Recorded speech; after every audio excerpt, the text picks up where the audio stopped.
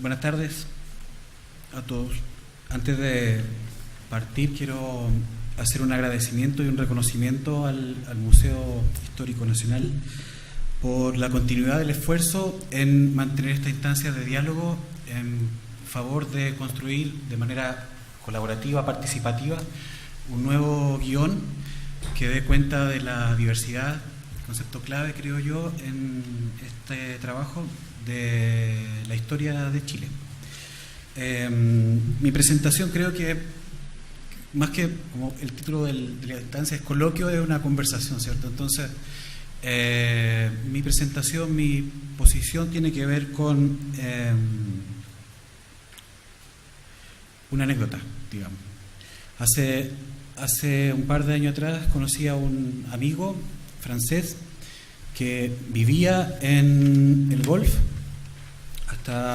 desde el año 2009 hasta mediados del 2010 y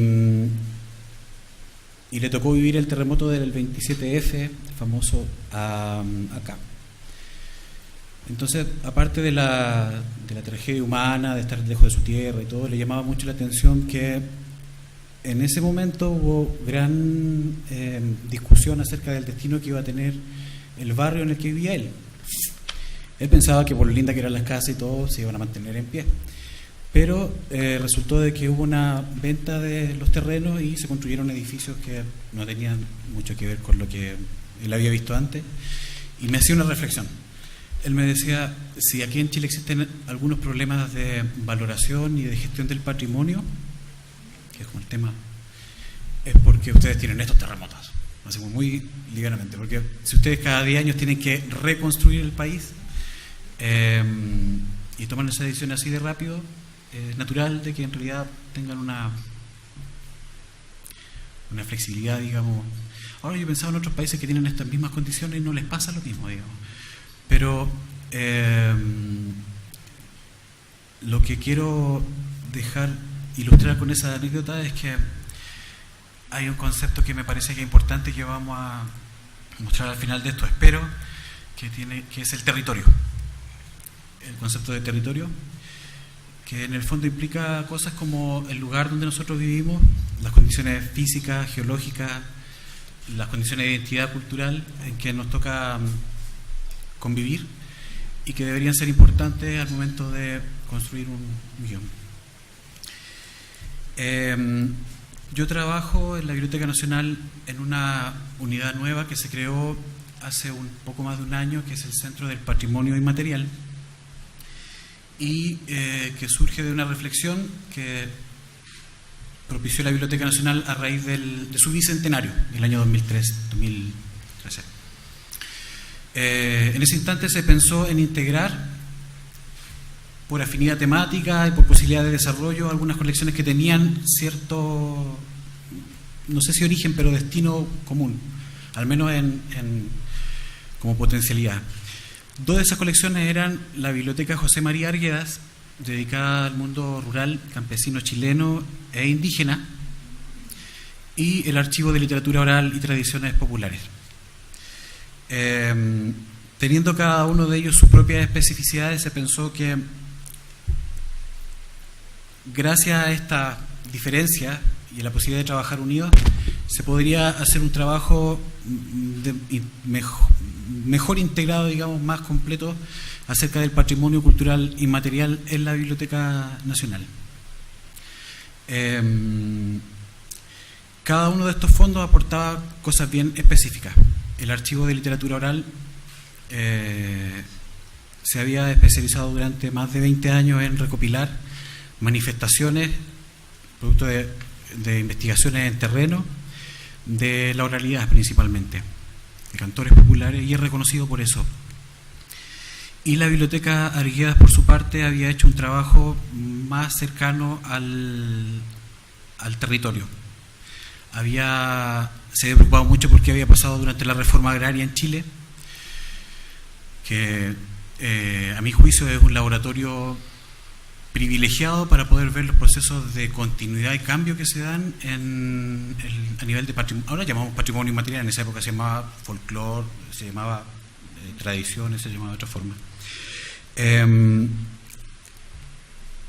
aportando estas dos variables, territorio de la Biblioteca Erguida y manifestaciones del Archivo de Literatura Oral, asumimos que teníamos una visión mucho más completa del patrimonio cultural inmaterial que estudiando las manifestaciones solas, aisladas, digamos.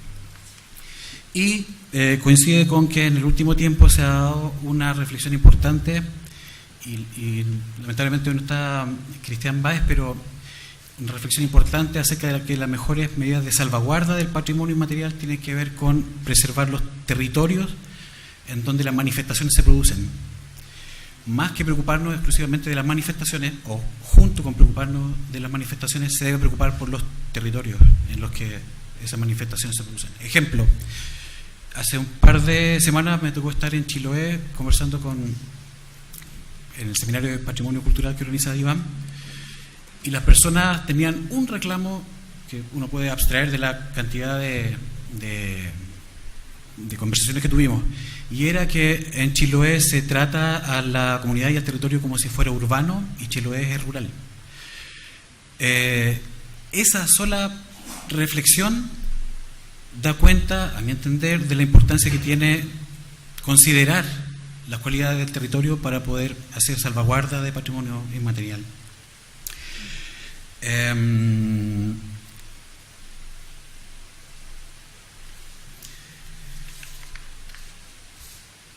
Hay un tema que queda en el aire, digamos. Está claro, el territorio es importante, las manifestaciones son el alma del patrimonio cultural inmaterial, pero ¿cómo se vincula esas dos piezas?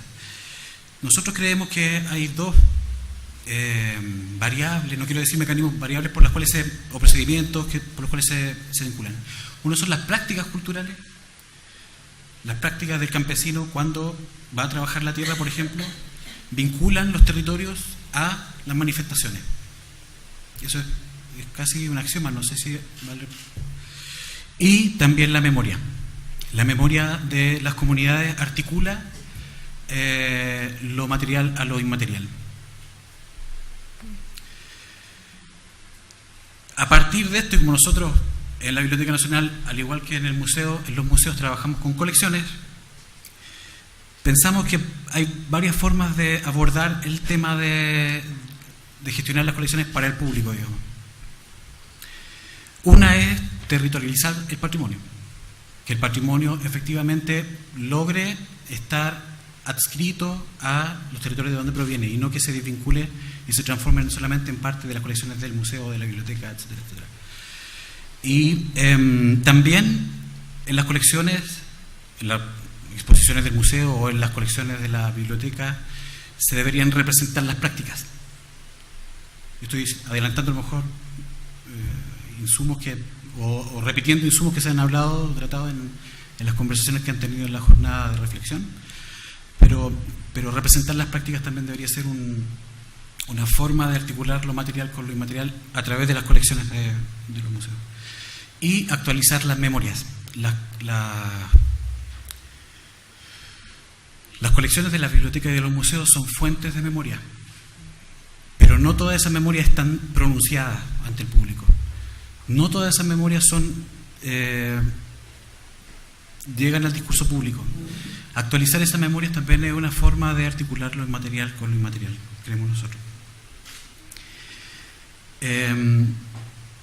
Un ejemplo de acción patrimonial a través de las colecciones de la Biblioteca Nacional es para nosotros lo que hemos hecho en la Comisión de Patrimonio Vitivinícola, donde la Biblioteca Nacional investiga, o más bien distingue lo que existía de las colecciones vinculadas con el vino, que estaban principalmente en la Biblioteca Erguida, y a partir de eso crea un plan de trabajo e invita a representantes de las comunidades campesinas, empresariales, ministeriales, etcétera, en un plan de trabajo en donde podamos relevar el patrimonio cultural material e inmaterial relevante que existe asociado al vino chileno. Eso es un trabajo que está por revelarse, digamos, que cuando fue presentado por la exdirectora de Iván, Magdalena Krebs, que está acá, y ella utilizaba una metáfora muy bonita desde mi perspectiva para poder hablar de este trabajo. Decía que el patrimonio vitivinícola estaba en todas partes. En Chile uno pasa por Peñarolén en el metro y ve Cauciño Macul plantado de parras, y había que revelarlo, igual que la fotografía antigua. Estaba como en latencia, toda la gente lo veía pero nadie lo apreciaba. Había que revelarlo a la comunidad. En ese trabajo estamos nosotros ahora.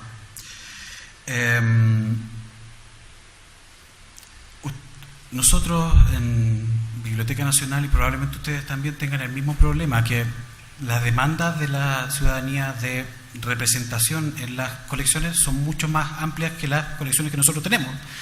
Es casi... no podemos representarlo todo, no podemos dar cuenta de toda la historia porque no tenemos los suficientes insumos para poder hacerlo. ¿Qué podemos hacer? ¿Desde qué piso podemos caminar? Creo que, y aquí voy a entrar al tema de la memoria, digamos, un insumo importante que no lo he visto en los documentos que se han entregado hasta el momento, es la memoria de los propios trabajadores del museo. Ellos conocen mejor que nadie cuáles son los, comillas, lugares de memoria al interior del museo, y también tienen historias asociadas. Ellos saben perfectamente qué es lo que piden, qué falta en las colecciones, etcétera. Además, porque los funcionarios, la memoria de los funcionarios por lo general funciona muy bien como filtro de las nuevas políticas. Ellos saben perfectamente esto ya se hizo, esto no se ha hecho, esto va a resultar o esto no resultó en el pasado.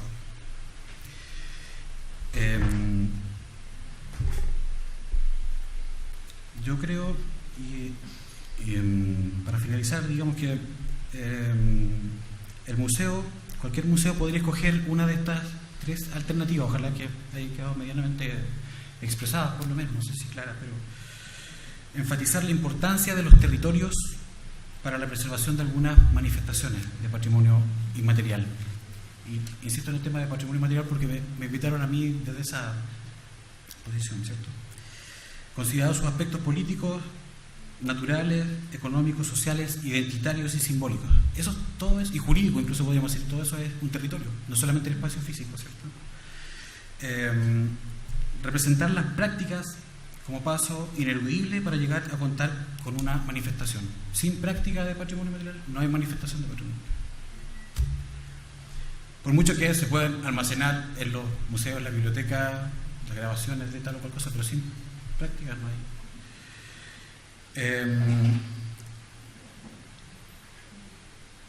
Y finalmente creo que después de representar estos dos elementos, el territorio y las prácticas, se podría dignificar incluso. Leí una entrevista de Carlos Aldunate el fin de semana que decía que tenía grandes problemas en la escenificación, digamos, de su museo, porque la gente en Chile partía de la base de que aquí no había nada que mostrar. No era como Perú, no era como México, no existían pirámides, entonces no tenemos que mostrar. El desafío, decía él, era dignificar mediante la escenificación, la presentación, no sé, el patrimonio nuestro patrimonio. Sí. Y más allá de significarlo, digamos, de representarlo, creo que con estas dos variables se puede recuperar una historia del objeto y presentarla con esa dignidad que decía él. Rafael Barahona, que fue uno de los fundadores de la Biblioteca José María Argueda, lideró en los últimos años de trabajo un proyecto de creación de un museo campesino en la comuna de La Estrella, en la sexta región, en Cardenal Caro, y él se sorprendía no se sorprendía, en realidad él valoraba mucho que los campesinos quisieran mostrar en su museo un tarro choquero. Fue un tarro abierto arriba donde ellos llevaban su comida a la faena, ¿cierto? Ese tarro a la mayoría de las personas no le decía nada, pero cuando estaba expuesto y debidamente expuesto con la explicación de la práctica a la que aludía y de dónde provenía ese tarrito, adquiría una potencia dramática importante.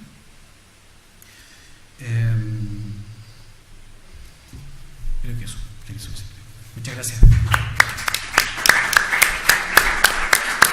Muchas gracias, Rodrigo.